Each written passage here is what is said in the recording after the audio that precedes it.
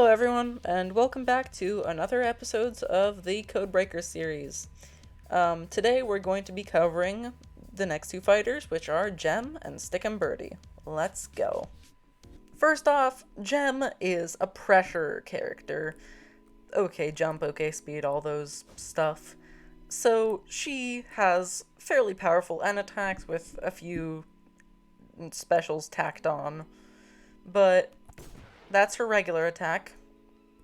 Her air normal is swinging around a package of just the bread, and down N, get news reported upon. There's also her grab, which is her normal special, and then her down M, which is playing the violin really quite badly and causing ear damage.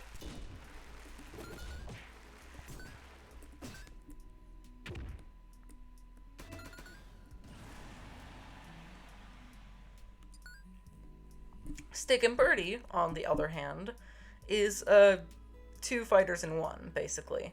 So, at will, you can use your down M, which is weapon switch, to switch between two weapons. The gauntlets, which have these attacks: N, air N, down N, and M, or the scythe, which has N, down N, air N, and M. All of these attacks are pretty powerful, however, the two playstyles should be used in synergy together, as Stick Birdie is a bit more of a complicated character, and yeah. Alright, time for strategies. Gem, again, is a pressure, which means you just want to deal high damage combos to your foes.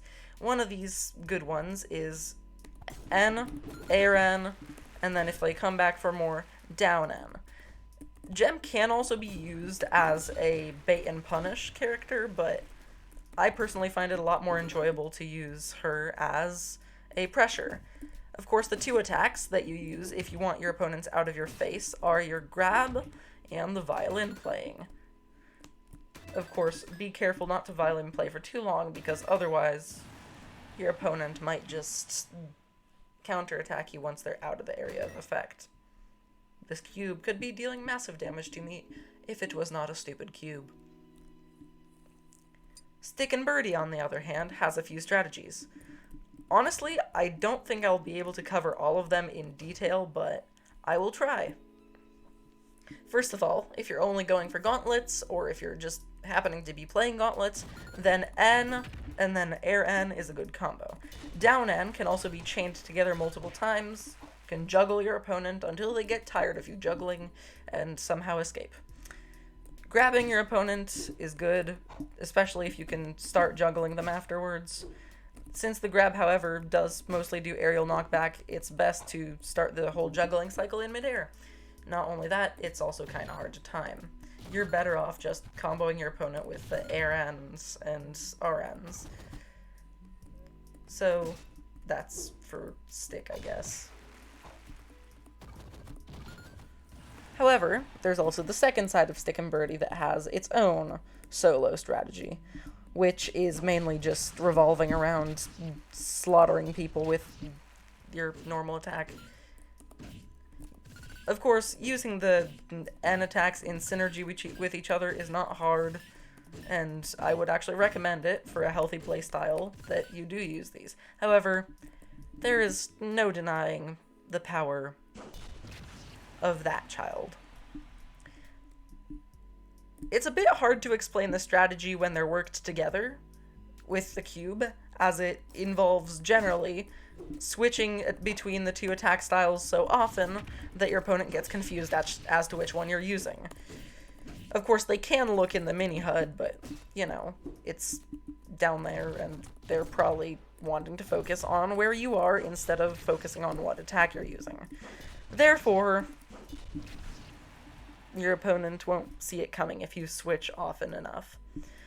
Make sure you're comfortable with this character before attempting the multiple switches strategy, though, as it's not easy to master. Alright, it's time for the AI battles.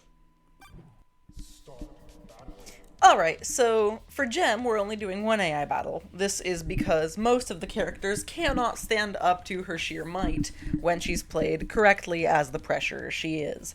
However, surprisingly, the one character that is actually a fairly good match for her is the Soul Stealer, aka the Cube, that has been trying to work its way into every platformer on Scratch. So, let's go.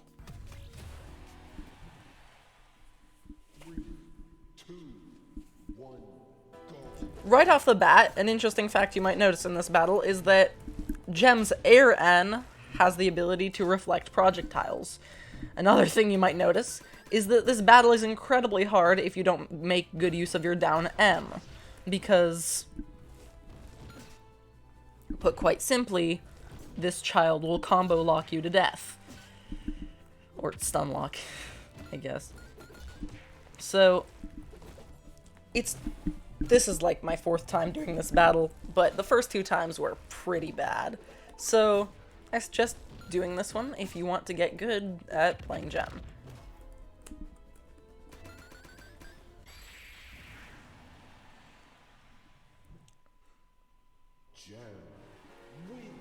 With that out of the way, let's move on to Stick and Birdie's fights.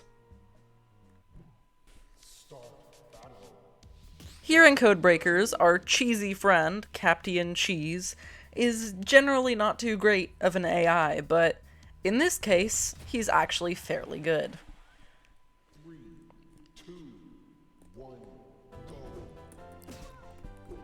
This is one of those battles where you're going to have to switch between Stick and Birdie's two styles continually if you want any chance of confounding your opponent enough to eke out a win. Of course, you don't have to do it, but it helps you win, so that's not a bad thing, is it?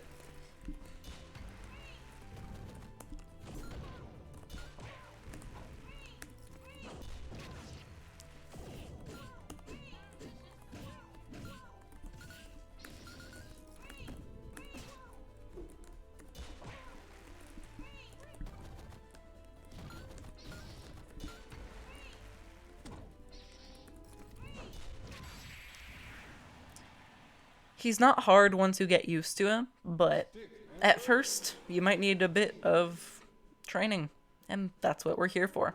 On to the next one. The other fight I'd like to recommend is Stick and Birdie against Tem. And you'll see why in just a moment.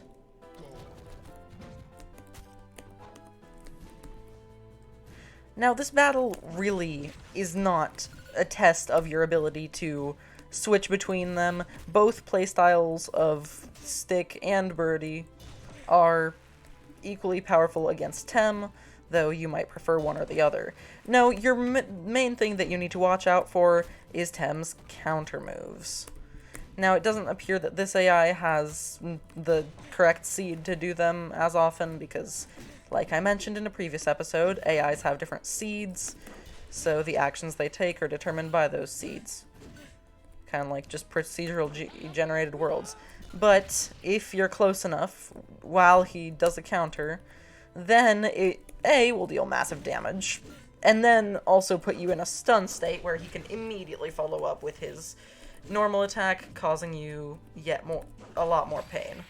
Thankfully, this AI, again, didn't have that kind of seed, but you'll see what I mean if you battle one. Anyway, that about wraps it up for this episode, so I will see y'all in the next one.